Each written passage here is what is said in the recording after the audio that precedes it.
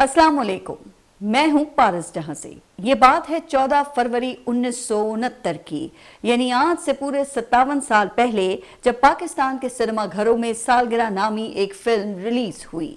ये फिल्म उस वक्त की पाकिस्तानी स्टार कास्ट पर मुश्तमिल थी, जिसमें वहीद मुराद, शमीम आरा, तारिक अजीज और तालिश जैसे नामवर अदाकार जलवा अफरोज हुए थे।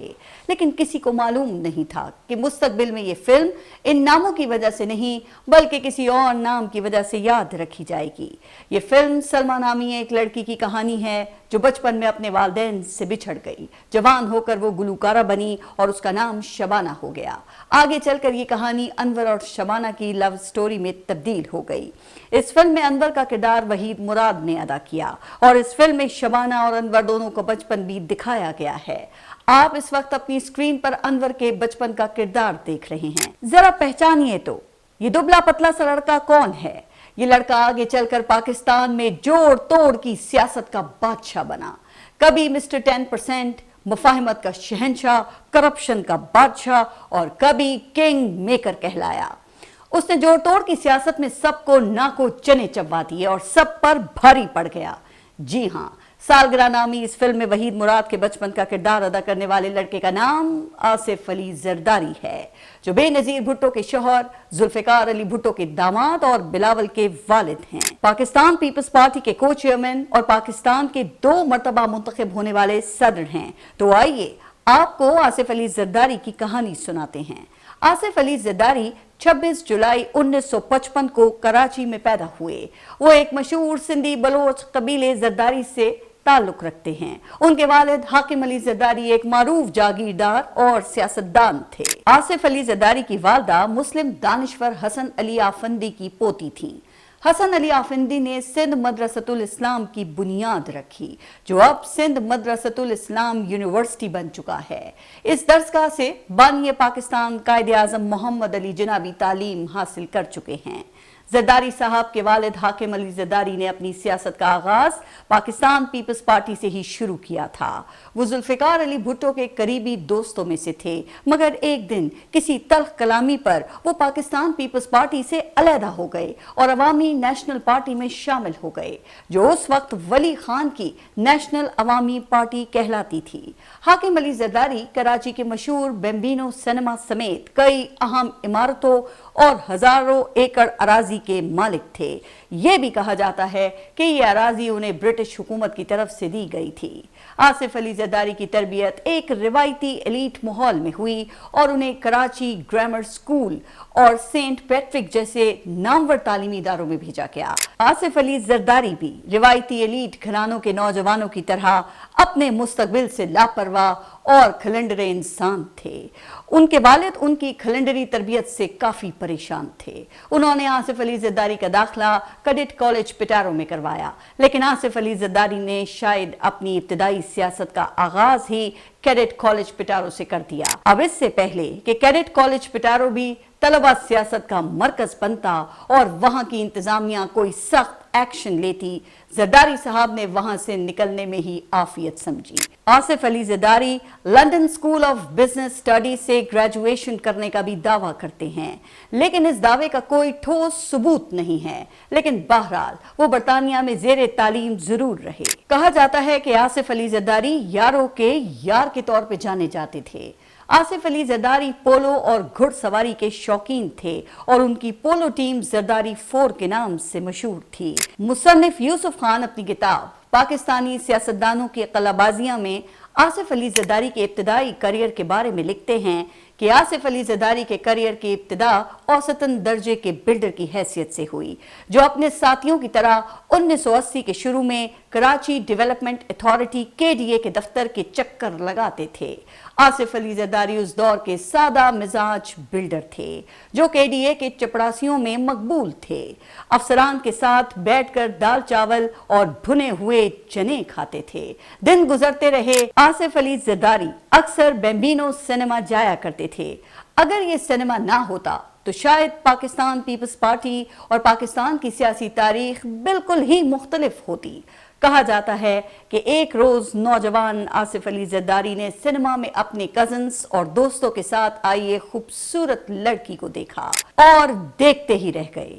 اب اسے لو ایٹ فرسٹ سائٹ کہیں یا قدرت کا کھیل، زرداری صاحب بے نظیر بھٹو کے سحر میں اتنے گرفتار ہوئے کہ انہی سے شادی کا تہیہ کر لیا۔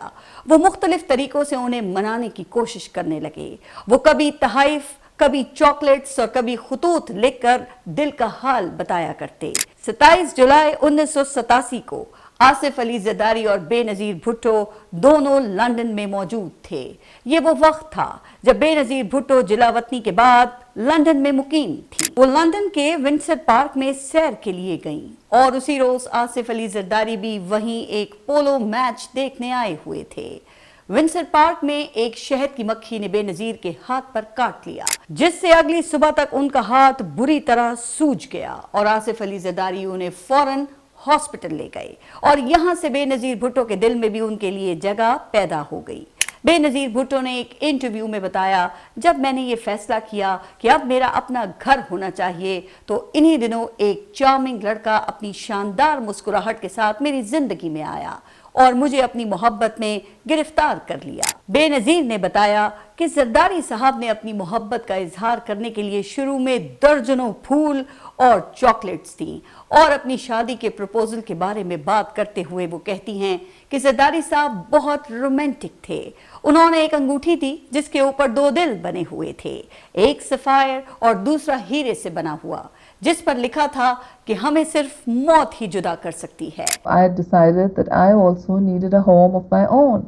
Sure. And in walked this charming stranger with the most dazzling smile and dozens of red roses and chocolates and marrons. I decided to marry him. He was so romantic. He gave me a ring with 2 hearts, a sapphire and a diamond heart, with the words "Till death do us part" written inside it. بے نظیر بھٹو کی Oxford university میں تعلیم سے لے کر ذوالفقار علی بھٹو کی المناک سزائے موت پر ہم کسی دوسری ویڈیو میں بات کریں گے، لیکن بے نظیر بھٹو آصف علی زرداری سے اتنی متاثر ہوئیں کہ ان سے شادی پر رضامند ہو گئیں اور 18 دسمبر 1987 کو دونوں رشتہ ازدواج میں منسلک ہو گئے۔ اس روز لیاری کا ککری گراؤنڈ کھچا کھچ بھرا ہوا تھا، ملک بھر سے ہزاروں افراد وہاں پہنچے تھے۔ بی بی سی کی ایک رپورٹ کے مطابق ہزاروں افراد میں سے زیادہ تر تو ایسے تھے جن کے پاس تقریب میں شرکت کا دعوت نامہ تک نہیں تھا، یعنی یہ بن بلائے مہمان تھے۔ اس شادی کے حوالے سے جتنے منہ اتنی ہی باتیں تھیں۔ اسے ایک بے جوڑ شادی کہا گیا۔ یہ باتیں بھی بنائی گئیں کہ کہاں آکسفورڈ سے تعلیمی یافتہ مغربی کلچر میں پروان چڑھی بے نظیر بھٹو اور کہاں سندھ کے ایک جاگیردار گھرانے کا لڑکا آصف علی زرداری۔ یہ جوڑ تو بنتا ہی نہیں ہے۔ کچھ نے تو یہاں تک کہہ دیا کہ جنرل ضیاء الحق نے یہ شادی کروا کر شاید ذوالفقار علی بھٹو سے بدلہ لے لیا ہے۔ یہ مارشل لاء کا دور تھا۔ جنرل ضیاء کی حکومت میں پاکستان پیپلز پارٹی زیر اعتاب رہی تھی اور اسی لیے اس شادی کی تقریب کو سیاسی اہمیت بھی حاصل تھی۔ بے نظیر بھٹو کے الفاظ کے مطابق تقریب میں 1 لاکھ سے زائد افراد جمع ہو گئے تھے اور تقریباً 15,000 دعوت نامے جاری کیے گئے تھے۔ یہ پاکستان کی ایک روایتی شادی تھی جو مقامی رسوم و رواج کے مطابق انجام پائی۔ یوں آصف علی زرداری کی زندگی کا ایک اہم باب ختم ہو کر دوسرا باب کھل گیا، لیکن یہ صرف 2 لوگوں کی زندگی کا باب نہیں تھا۔ اب پاکستان کی نئی تاریخ لکھی جانی تھی۔ پاکستان کی تاریخ میں اگلے 40 سالوں میں جو نشیب و فراز آنے تھے، اس شادی کے بعد اس کا منظرنامہ یکسر تبدیل ہو گیا تھا۔ آصف علی زرداری باقاعدہ سیاست میں آ چکے تھے اور پاکستان پیپلز پارٹی کا حصہ بن گئے تھے۔ بے نظیر بھٹو کی والدہ ابھی تک ذوالفقار علی بھٹو کی سزائے موت کے صدمے میں گرفتار تھیں، جبکہ ان کے بھائی شاہ نواز بھٹو ابھی تک جلا وطن تھے۔ دوسرے بھائی مرتضی بھٹو زرداری صاحب کو سخت ناپسند کرتے تھے اور وہ ذوالفقار علی بھٹو کی سیاسی میراث کے اصل وارث ہونے کے دعوے دار تھے۔ یوں بہن اور بھائی کی سیاسی چپقلش شروع ہو گئی جو آگے چل کر مرتضی بھٹو اور آصف علی زرداری کی دشمنی میں بدل گئی۔ 17 اگست 1988 کو جنرل ضیاء الحق ایک پراسرار فضائی حادثے میں جاں بحق ہو گئے اور ملکی سیاست میں بونچھال آ گیا۔ اس المناک واقعے کے چند ماہ بعد ملک میں عام انتخابات ہوئے اور بے نظیر بھٹو نہ صرف پاکستان بلکہ اسلامی دنیا کی پہلی خاتون وزیر اعظم بن گئیں۔ یہ اس وقت ایک ناممکن چیز تھی جسے انہوں نے ممکن کر کے دکھایا تھا۔ پاکستان جیسے قدامت پسند اسلامی معاشرے میں سیکولر نظریات رکھنے والی خاتون کا وزیر اعظم بننا ایک ناقابل یقین واقعہ تھا۔ کہا جاتا ہے کہ یہ بھی اس وقت اسٹیبلشمنٹ سے ایک ڈیل کا ہی نتیجہ تھا، چونکہ ضیاء الحق کی وفات کے بعد ملک کو ایک مستحکم اور عوامی حکومت کی ضرورت تھی، لیکن بے نظیر بھٹو کے وزیر اعظم بنتے ہی آصف علی زرداری پر سنگین الزامات کا سلسلہ شروع ہو گیا۔ ان پر اغوا برائے تاوان اور بھتہ خوری جیسے سنگین الزامات بھی عائد ہونے لگے۔ 21 سپٹمبر 1988 کو بلاول کی پیدائش ہوئی۔ اپریل 1979 کو ایک تحریک عدم اعتماد کے ذریعے بے نظیر حکومت کو برطرف کرنے کی کوشش بھی ہوئی جو ناکام ہو گئی۔ اس وقت تک زرداری صاحب سیاست میں آ چکے تھے اور یوں انہوں نے اپنے ہی پہلے جوڑ توڑ میچ میں کامیابی حاصل کر لی۔ 1983 میں نواب شاہ سے ضلع کونسل کا انتخاب ہارنے والے آصف علی زرداری کو 1990 میں اپنے آبائی ضلع نواب شاہ سے قومی اسمبلی کی نشست پر شکست ہوئی، لیکن کراچی کے حلقے NA 189 سے وہ رکن قومی اسمبلی منتخب ہوئے۔ ان کا امیج ایک ویلن کا بن چکا تھا اور ان کے مخالفین انہیں ایک سیاسی ڈان کے طور پر پیش کرنے لگے تھے۔ سابق صدر غلام اسحاق خان نے 58(2)B کے تحت اپنا اختیار استعمال کرتے ہوئے بے نظیر بھٹو کی پہلی حکومت کو کرپشن کے الزامات میں برطرف کر دیا اور 10 اکتوبر 1990 کو آصف علی زرداری کو بھی گرفتار کر لیا گیا۔ ان کے سیاسی مخالف غلام مصطفیٰ جتوئی نے ان پر ہر پروجیکٹ میں 10% کمیشن اور کک بیکس کے الزامات بھی عائد کیے اور پہلی مرتبہ ان کو مسٹر 10% کہا جانے لگا۔ پھر اچانک ایک انہونی ہوئی، اگرچہ اس کی توقع کی جا رہی تھی۔ ایک اخبار میں تو سرخی بھی لگ گئی تھی کہ ایسا ہونے والا ہے، لیکن کسی کو یقین نہیں تھا کہ سچ میں ایسا ہو جائے گا۔ 6 اگست 1990 کو شام 5 بجے پاکستان کے صدر غلام اسحاق خان نے ایوان صدر میں اچانک ایک پریس کانفرنس بلا لی۔ اس موقع پر مشترکہ افواج کے تینوں سربراہ بھی موجود تھے اور وہاں صدر نے بے نظیر بھٹو کی حکومت کی برطرفی اور قومی اسمبلی کے خاتمے کا اعلان کر دیا۔ یوں حسرت ان غنچوں پہ ہے جو بن کھلے مرجھا گئے کی طرح بے نظیر بھٹو کی پہلی حکومت صرف 1.25 سال ہی چل سکی، لیکن اس وقت کی اسٹیبلشمنٹ کو یہ اندازہ ہو چکا تھا کہ اس وقت پاکستان پیپلز پارٹی کا کوئی متبادل نہیں ہے، اور اگر پاکستان پیپلز پارٹی کی مقبولیت اور سیاسی جوڑ توڑ کا مقابلہ کرنا ہے تو ایک متبادل سیاسی جماعت اور ایک متبادل سیاسی لیڈر کی تلاش لازمی ہے۔ اس وقت تک میاں محمد نواز شریف مرکزی سیاست میں آ چکے تھے اور اسٹیبلشمنٹ کے پسندیدہ بھی بن چکے تھے۔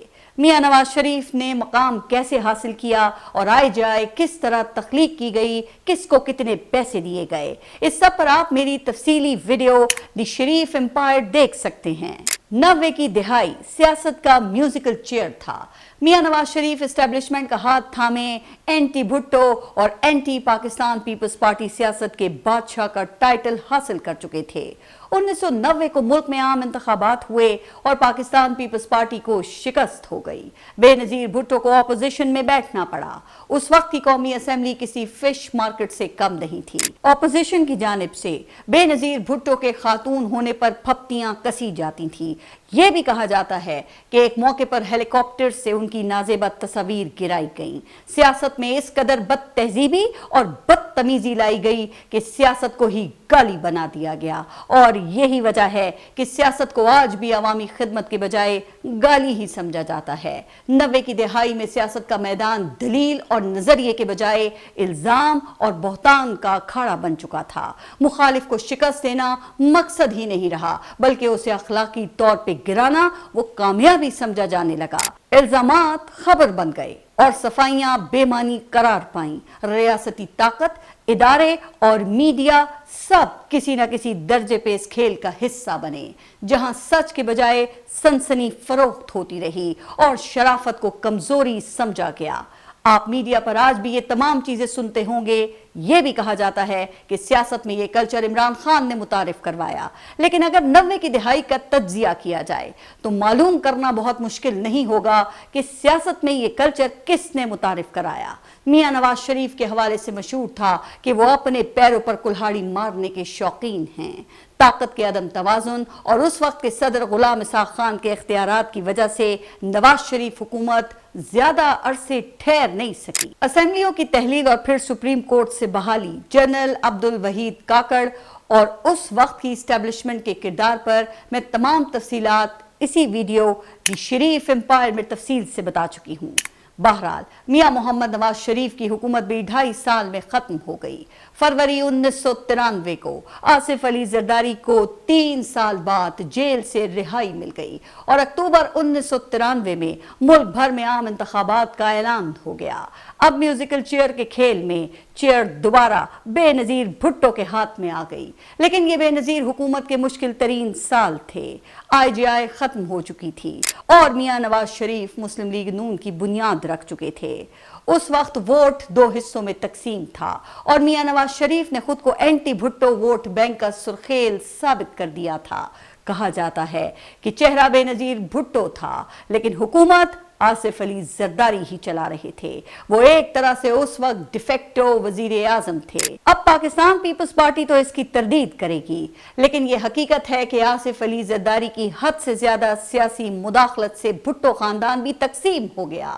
بے نظیر بھٹو کی والدہ نصرت بھٹو کو بھی یہ پسند نہیں تھا، لیکن مرتضیٰ بھٹو کھل کر آصف علی زرداری کے خلاف بول رہے تھے۔ اس وقت سندھ میں بھی پاکستان پیپلز پارٹی کی حکومت تھی، اور کیا حسین اتفاق ہے کہ سندھ کے وزیر اعلیٰ سید عبداللہ شاہ تھے، جو سندھ کے موجودہ وزیر اعلیٰ سید مراد علی شاہ کے والد تھے۔ کہا جاتا ہے کہ عبداللہ شاہ آصف علی زرداری کے بہت ہی قریب تھے۔ مرتضیٰ بھٹو نے آصف علی زرداری اور عبداللہ شاہ کے لیے کرپٹ، چور اور جیسے الفاظ بھی استعمال کیے۔ مرتضیٰ بھٹو نے یہاں تک کہہ دیا کہ میرا اور عبداللہ شاہ کا موازنہ ایسے ہی ہے جیسے شیر اور کا موازنہ کیا جائے۔ مرتضیٰ بھٹو نے پاکستان پیپلز پارٹی شہید بھٹو کے نام سے پاکستان پیپلز پارٹی کا الگ دھڑا بھی بنا لیا اور سندھ بھر میں جلسے شروع کر دیے، اور یوں بھٹو خاندان آپس میں ہی ایک دوسرے کا حریف بن گیا۔ بھٹو کا بیٹا ہونے کی وجہ سے مرتضیٰ بھٹو کو بھی سندھ میں پذیرائی مل رہی تھی، اگرچہ خود مرتضیٰ بھٹو بھی سنگین الزامات کی زد میں تھے۔ انہوں نے ذوالفقار علی بھٹو کی پھانسی کا بدلہ لینے کے لیے عسکری جدوجہد کا راستہ اپنایا۔ انہوں نے الذوالفقار کے نام سے ایک عسکری تنظیم بھی قائم کی، جسے دہشت گرد تنظیم قرار دیا گیا۔ ان پر افغان اور بھارتی انٹیلیجنس کے ساتھ مل کر طیارہ ہائی جیک کر کے افغانستان لے جانے جیسے سنگین الزامات عائد کیے گئے۔ شاید بے نظیر اور مرتضیٰ بھٹو میں دوری کی ایک وجہ یہ بھی ہو سکتی ہے، لیکن پاکستانی سیاست بھی عجیب ہے۔ کوئی ایک واقعہ ہوتا ہے اور سیاست کا منظر ہمیشہ کے لیے بدل جاتا ہے۔ 20 سپٹمبر 1996 کو وہ ہوا جس نے پاکستانی سیاست کا رخ تو شاید تبدیل نہیں کیا، لیکن زلزلہ ضرور پیدا کر دیا۔ یوں ہوا کہ شام 6:30 بجے ایک خبر چلی کہ وزیر اعظم بے نظیر بھٹو کے بھائی میر مرتضیٰ بھٹو کراچی کے علاقے 70 کلفٹن میں اپنے گھر کے قریب پولیس مقابلے کے دوران شدید زخمی ہو گئے ہیں، اور پھر تھوڑی دیر بعد اعلان ہوا کہ وزیر اعظم کے بھائی زخموں کی تاب نہ لاتے ہوئے جاں بحق ہو گئے ہیں۔ سرکاری موقف یہ تھا کہ کلفٹن میں ان کے گھر کے نزدیک پولیس کے مسلح اور مورچہ بند افراد نے انہیں رکنے کا اشارہ کیا۔ پولیس میر مرتضیٰ بھٹو کے ان محافظوں کو گرفتار کرنا چاہتی تھی جن پر غیر قانونی اسلحہ اور دہشت گردی کے بعض مقدمات میں ملوث ہونے کے الزامات تھے، مگر جیسے ہی میر مرتضیٰ بھٹو کا قافلہ روکا گیا، ان کی پولیس آفیسر کے ساتھ تکرار ہو گئی۔ میر مرتضیٰ بھٹو کے محافظوں نے مشتعل ہو کے فائرنگ شروع کر دی، جس کے جواب میں پولیس نے بھی فائرنگ کی، اور اس فائرنگ کے نتیجے میں میر مرتضیٰ بھٹو اور ان کے 6 ساتھی جاں بحق ہو گئے۔ بے نظیر بھٹو فوراً کراچی روانہ ہوئیں۔ وہ غم سے نڈھال تھیں اور انہیں اندازہ تھا کہ اس قتل کی قیمت ان کی حکومت کو ادا کرنی ہوگی، اور یہ بات درست ثابت ہوئی۔ اس واقعے کی 4 FIRs دائر کی گئی تھی، جبکہ 102 گواہ تھے، جن میں مرتضیٰ بھٹو کی اہلیہ غنوہ بھٹو اور ان کی بیٹی فاطمہ بھٹو بھی شامل تھیں۔ مرتضیٰ بھٹو کی اہلیہ اور بیٹی فاطمہ بھٹو آج بھی میر مرتضیٰ بھٹو کے قتل کا ذمہ دار آصف علی زرداری کو ہی سمجھتی ہیں۔ بہرحال یہ معمہ آج تک حل نہیں ہوا کہ مرتضیٰ بھٹو کے قتل کا ذمہ دار کون تھا، لیکن بے نظیر کی حکومت ہل گئی۔ آپ اندازہ کیجئے، وزیر اعظم کا بھائی دن دہاڑے کراچی جیسے بڑے شہر میں قتل ہو جائے اور انگلیاں وزیر اعظم اور ان کے شوہر پہ اٹھائی جا رہی ہوں تو کیا صورتحال ہوگی؟ بہرحال उस वक्त के सदर फारूक लगारी ने मुर्तजा भुट्टो के कत्ल के सिर्फ 1 माह बाद ही मशहूर जमाना 58(2)B का इख्तियार इस्तेमाल करके असेंबलियां तहलील कर दी और बेनजीर भुट्टो की दूसरी हुकूमत भी महज 3 साल में ही खत्म हो गई। फरवरी 1997 में आम इंतखाबात हुए और मियां मोहम्मद नवाज शरीफ 2/3 अक्सरियत लेकर वजीर आजम बन गए। मियां नवाज शरीफ पाकिस्तानी तारीख के मजबूत तरीन वजीर आजम थे। उनकी हुकूमत तारीख की मजबूत तरीन सिविल हुकूमत थी, लेकिन वो मजीद इख्तियारात के लिए आइन में मजीद तरमीम कर रहे थे। 13वीं तरमीम में सदर का 58(2)B का इख्तियार खत्म कर दिया गया और 14वीं तरमीम में पार्टी चेयरमैन को वसी इख्तियारात दे दिए गए। सैफुर रहमान की क़यादत में बदनामे ज़माना एहतिसाब कमीशन कायम हुआ, जिसका काम ही सियासी इंतकाम और विच हंटिंग था। इसी कमीशन के तहत आसिफ अली जरदारी और बेनजीर भुट्टो पर करप्शन के मुकदमात भी कायम किए गए और आसिफ अली जरदारी को दोबारा गिरफ्तार कर लिया गया और बेनजीर मुल्क से बाहर चली गई। इस वक्त मेरी बहस का मौजू ये मुकदमात नहीं है। हो सकता है कि इन मुकदमात में सच्चाई हो। स्विस बैंक और सरे महल की कहानियां तो मगरबी अखबारात में छपी थी और ऑगस्टा अब्दोस स्कैंडल ने तो फ्रांस को भी हिला दिया था। 1992 में नवाज शरीफ के दौरे हुकूमत में पाकिस्तान नेवी को अरबों रुपए मालियत की 3 आबदोज़ें खरीदने की इजाजत मिली थी, मगर फ्रांस से ऑगस्टा अब्दोज़ों की खरीदारी का मुआहदा 1994 में बेनजीर भुट्टो के दौरे हुकूमत में तय पाया था। उन आबदोज़ों की खरीदारी में न सिर्फ आसिफ अली जरदारी और उस वक्त के नेवल चीफ एडमिरल मंसूरुल हक पर करोड़ों रुपए की करप्शन के इल्जामात आयद किए गए, बल्कि खुद फ्रांस के सदर निकोलस सरकोजी के खिलाफ भी फ्रांस के अंदर तहकीकात का आगाज हुआ। मंसूरुल हक गिरफ्तार हुए और उनके तमाम फौजी एजाजात वापस ले लिए गए, ताहम बाद में नैब से प्ली बार्गन के बाद वो रिहा हो गए। 8 मई 2002 को कराची में एक बस पर खुदकुश हमला हुआ, जिसमें इंतहाई पुरस्कार तौर पे 11 फ्रेंच इंजीनियर्स मारे गए। कहा जाता है कि शेरेटन होटल के सामने हुए इस हमले में मारे जाने वाले फ्रेंच इंजीनियर्स उन्हीं सबमरीन्स के हवाले से काम कर रहे थे। इन मुकदमात के अलावा आसिफ अली जरदारी पर 2 स्विस कंपनियों SDS और कोटेक्ना से किकबैक्स और कमीशन लेने के इल्जामात में SDS कोटेक्ना रेफरेंस भी बनाया गया और फिर 12 अक्टूबर 1999 आ गया। नवाज शरीफ अमीरुल मोमिनीन बनने का ख्वाब लिए जिला वतन हो गए। नवाज शरीफ से शदीद इख्तिलाफात और सियासी इंतकाम की वजह से बेनजीर ने जनरल परवेज मुशर्रफ के इस इकदाम की हिमायत की, लेकिन जब जनरल मुशर्रफ ने तमाम इख्तियारात अपने हाथ में लिए तो वो जनरल मुशर्रफ की मुखालिफ हो गई।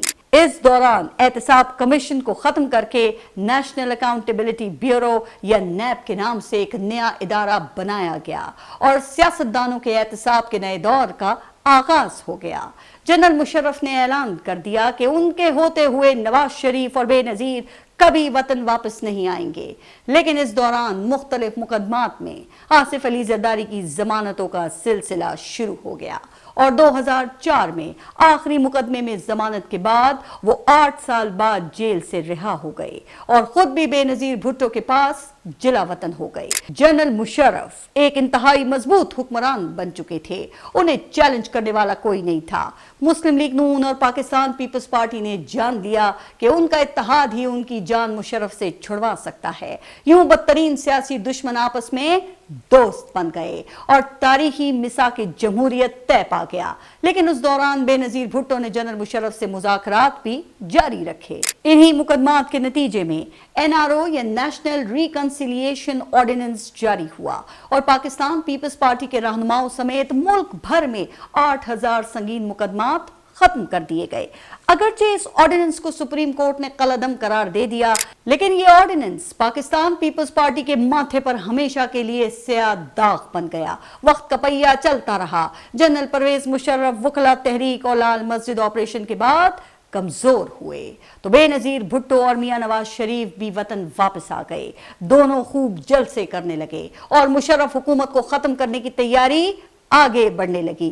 लेकिन जैसे कि मैंने कहा कि हर चंद साल बाद पाकिस्तान की तारीख में ऐसे मोड़ जरूर आते हैं जो पाकिस्तान की तारीख का पूरा मंजरनामा बदल देते हैं। 27 दिसंबर 2007 का दिन बज़ाहिर तो एक आम सा दिन था, लेकिन किसी को नहीं मालूम था कि उस दिन क्या तूफान आने वाला है। پاکستان کی سیاست کئی دہائیوں سے جس سونامی کے انتظار میں تھی وہ سونامی آ گیا، لیکن یہ سونامی آصف علی زرداری اور ان کے بچوں کی زندگی میں آیا تھا۔ بے نظیر بھٹو لیاقت باغ میں اپنا جلسہ مکمل کر کے واپس جانے لگیں تو وہ اپنی گاڑی کی سن سکرین سے باہر نکل کر عوام کے نعروں کا جواب دینے لگیں۔ اس کے بعد فائر ہوا، پھر دھماکہ اور سب کچھ ختم ہو گیا۔ محترمہ بے نظیر بھٹو کو شہید کر دیا گیا تھا اور پورے پاکستان میں آگ لگ گئی تھی، ہر طرف جلاؤ گھراؤ اور فساد کا منظر تھا۔ اربوں روپے کی سرکاری املاک کو آگ لگائی گئی اور سندھ میں پاکستان مخالف نعرے بلند ہونے لگے۔ آصف علی زرداری وطن واپس آ گئے اور انہوں نے سندھ میں پاکستان کھپے کا نعرہ بلند کیا۔ ان سے لاکھ اختلافات سہی، لیکن ان کا یہ نعرہ پاکستان کی سلامتی کا ضامن بن گیا۔ سندھ میں علیحدگی کے جذبات ختم ہو گئے اور پاکستان پیپلز پارٹی 2008 کے الیکشن میں حکومت بنانے میں کامیاب ہو گئی۔ آصف علی زرداری صدر بن گئے۔ یہاں سے آگے کے واقعات پر ایک الگ ویڈیو بن سکتی ہے۔ اس دوران دنیا کو معلوم ہوا کہ ایک زرداری سب پر بھاری ہے۔ زرداری نے صدر بن کر اپنے لیے استثناء حاصل کر لیا اور سوئس حکام کو خط لکھنے سمیت اسٹیبلشمنٹ سے تنازعات میں یوسف رضا گیلانی کی قربانی دے دی اور راجہ پرویز اشرف وزیر اعظم بن گئے۔ پاکستان پیپلز پارٹی کا 5 سالہ دور حکومت تنازعات سے بھرپور تھا۔ آصف علی زرداری نے ایم کیو ایم اور الطاف حسین سے مفاہمت کی، مسلم لیگ نون کو فرینڈلی اپوزیشن پر قائل کیا۔ اس دوران مسلم لیگ نون اور وکلا تحریک نے پاکستان پیپلز پارٹی پر مشرف دور حکومت میں برطرف کیے گئے ججز کو بحال کرنے کے لیے دباؤ بنائے رکھا۔ آصف علی زرداری نے بھور بند میں مسلم لیگ نون سے معاہدہ کر کے ججز بحالی کا اعلان کر دیا، لیکن پھر وہ اس وعدے سے ہی مکر گئے۔ اس دوران انہوں نے ایک انٹرویو میں مشہور جملہ کہا جو اب ایک منفی ضرب المثل بن چکا ہے۔ وہ جملہ تھا کہ وعدے تو قرآن و حدیث نہیں ہوتے۔ اس دوران ان کا اسٹیبلشمنٹ سے کبھی دھوپ اور کبھی چھاؤں والا سلسلہ برقرار رہا۔ کہا جاتا ہے کہ ایک موقع پر انہیں مجبوراً کچھ ہفتے کے لیے ملک سے باہر بھی جانا پڑا۔ کچھ صحافیوں کے مطابق ایک مرتبہ مارشل لاء کا خطرہ اتنا سنگین ہو گیا کہ زرداری صاحب بندوق لے کے ایوان صدر کے ایک کمرے میں ہی بند ہو گئے۔ بہرحال کئی معاملات میں وہ واقعی سب پر بھاری ثابت ہوئے۔ 14 مارچ 2015 کو اسلام آباد ایئرپورٹ سے مشہور ماڈل گرل ایان علی کو $5 لاکھ کے ساتھ گرفتار کیا گیا۔ ایان علی پر منی لانڈرنگ کا مقدمہ قائم کیا گیا۔ کئی حلقے اس معاملے کو بھی زرداری صاحب سے ہی جوڑ کر دیکھتے ہیں۔ اس مقدمے سے جڑے کسٹم انسپیکٹر اعجاز چودھری کے پراسرار قتل نے بھی کئی سوالات کھڑے کیے۔ ایان علی کی عدالتی پیشیاں میڈیا پر بھی چھائی رہیں اور یہ مقدمہ بھی مرچ مسالہ لگا کر ڈسکس کیا جاتا رہا، لیکن آج تک اصل حقائق سامنے نہیں آ سکے۔